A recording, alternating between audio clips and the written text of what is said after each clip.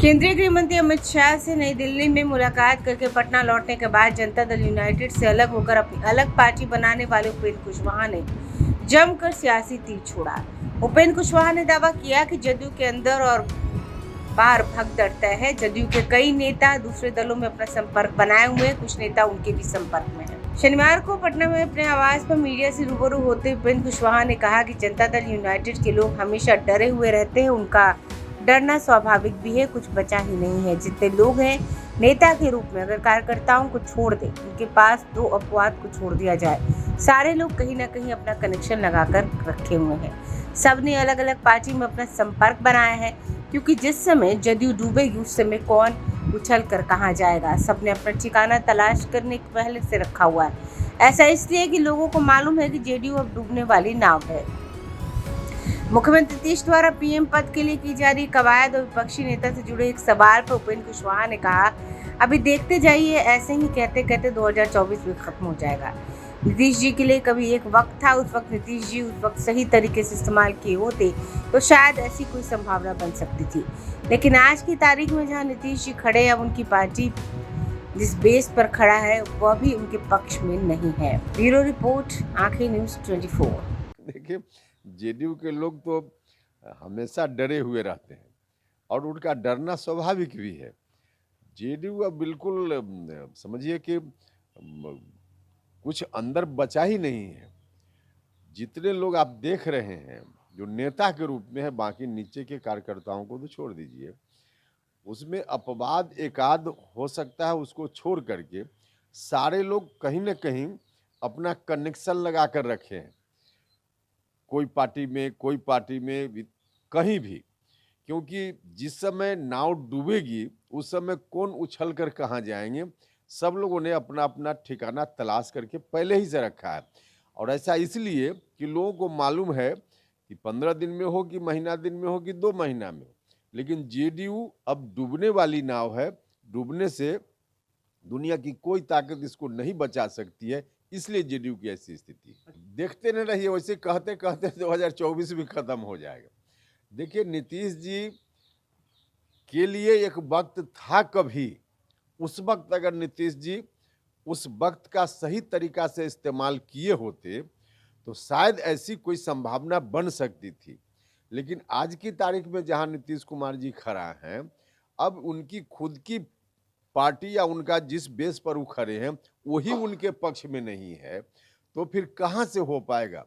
दिखाने के लिए कुछ ऐसा करते हैं ताकि जो ढहती हुई उनकी पार्टी है उनके लोगों को लगे कि कुछ हो रहा है, होने वाला है, इसलिए ऐसा करते हैं। वाकई वास्तव में कहीं कुछ ऐसा है ही नहीं, दूर दूर तक इसकी कोई संभावना नहीं है, बल्कि कहिए कि असंभव है। देखिए, मिलने के लिए तो आप भी ममता बनर्जी जी हों, केसीआर जी हों, या जहां भी चाहिए तो आप भी जाकर मिल सकते हैं।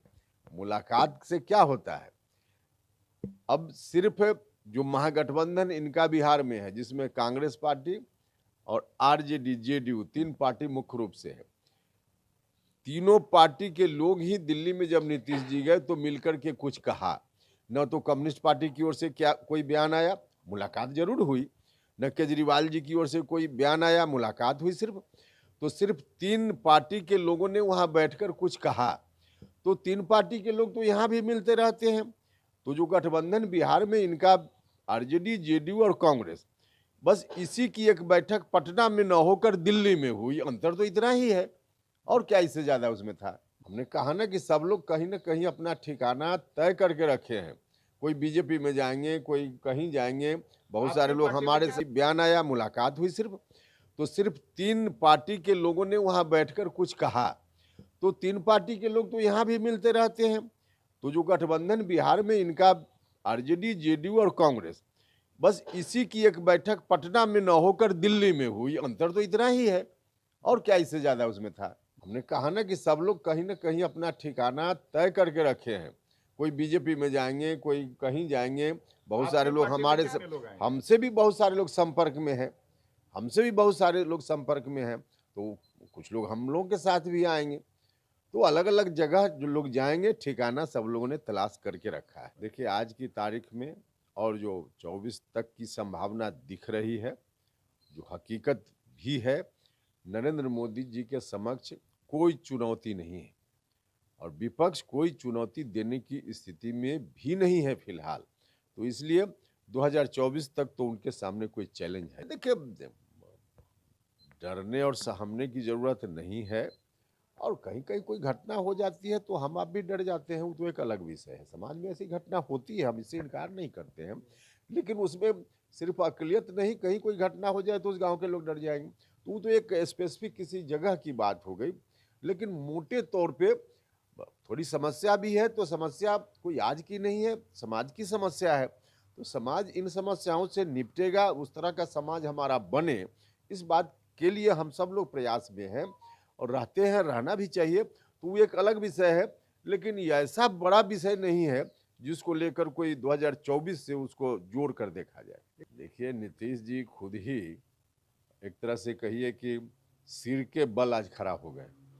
जो डिसीजन कभी उन्होंने लिया अभी से 10 साल पहले, 15 साल पहले, उन तमाम निर्णयों को अब खुद ही बदलने पर आमदा है। और ऐसा इसलिए कि अब हड़बड़ी में उनको लगता है कि क्या करें कि हमसे जो लोग टूट रहे हैं लोग ना टूटे। बस मकसद इतना ही है, किसी की सहायता हो, किसी के कल्याण की बात सरकार करे, यह सब कोई प्लानिंग नहीं है और वाकई प्लानिंग के तहत हो भी नहीं रहा है। प्लानिंग के तहत करना होता तो इनके साथ, इनको तो समय मिला था 17-18 साल, 20 साल पूरा करेंगे, तो इतना समय मिला, तो उसमें कोई प्लानिंग जब ढंग से इन्होंने नहीं की, तो अब आज की तारीख में जल्दी में, हड़बड़ी में कुछ कदम उठा लेते हैं। और जिस तरह की बात आप बोल रहे हैं, उस तरह के कदम का ही यह नतीजा है। वरना बाकी जो गरीब लोग शराबबंदी कानून के चलते परेशान हैं, शराबबंदी अपनी जगह ठीक है, लेकिन जो गरीब लोग परेशान हैं, अधिकांश तो गरीब लोग ही जेल में बंद है, परेशान, कानून के चलते परेशान है। शराबबंदी अपनी जगह ठीक है, लेकिन जो गरीब लोग परेशान हैं, अधिकांश तो गरीब लोग ही जेल में बंद है, परेशान है, तो उनकी समस्या पर भी सरकार को ही चिंता करनी चाहिए थी। बार बार कहने के बाद भी सरकार की ओर से कोई चिंता नहीं। अब जाकर के कभी कभी कुछ ऐसा निर्णय सुना देते हैं और बाद में पता चलता है इसकी कोई प्लानिंग नहीं थी। तो सच में कोई प्लानिंग नहीं है। हाँ, बिल्कुल।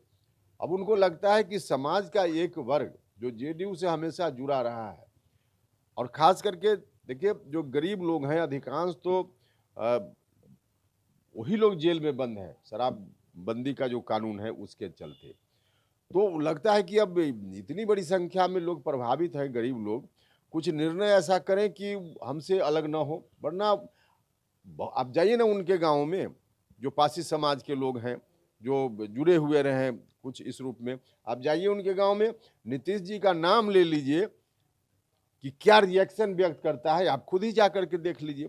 तो इनको अब इस बात का फीडबैक है कि वहाँ लोग अब एकदम उल्टी दिशा में मेरे खिलाफ चल रहे हैं, तो उसको समेटने के लिए ऐसा पड़े। नहीं, देखिए, अमित शाह जी से मेरी मुलाकात हुई तो स्वाभाविक रूप से बात भी हुई है, लेकिन इसमें एनडीए में शामिल होने का कोई निर्णय आज हमारी पार्टी ने कर लिया, ऐसा नहीं।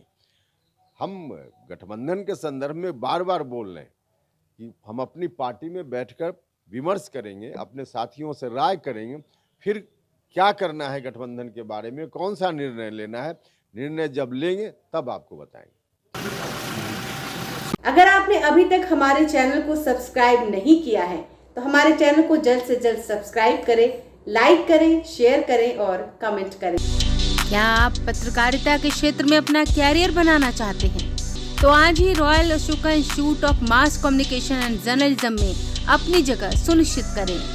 आर्यभट्ट ज्ञान विश्वविद्यालय पटना से मान्यता प्राप्त 100% प्लेसमेंट के साथ royal Ashoka institute of mass communication and journalism नामांकन जारी है।